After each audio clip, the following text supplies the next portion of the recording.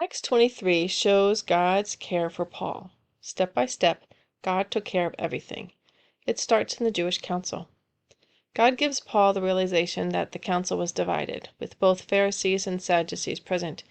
He joins himself to the Pharisees because he was a Pharisee, a fastidious keeper of the law. God had appointed Paul's life perfectly for all that was to come. Paul knew full well on what points there was dissension among them, and says that he is on trial because of the resurrection of the dead. He doesn't mention Jesus at this point. He makes it about the beliefs of the Pharisees. The wild thing is that the dispute that follows turns violent when the Pharisees start to side with Paul. Paul was caught in the middle of the fight to the point they were afraid he'd be torn to pieces. The Lord uses the Romans to rescue him again. He's brought to military barracks. It doesn't matter where they take him. Jesus will be there with him. In fact, Jesus shows up.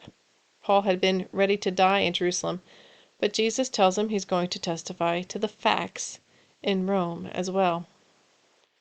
Paul is about to be taken to the Praetorium, which is where they took Jesus before they killed him. Seems like the perfect time to explain he wasn't going to die. Then, step by step, God stays ahead of those out to kill Paul. They won't be able to until his hour has come. Paul's nephew happens to hear of a plot against Paul and in perfect detail tells the Roman official. The Lord has given Paul favor by his being born a Roman citizen.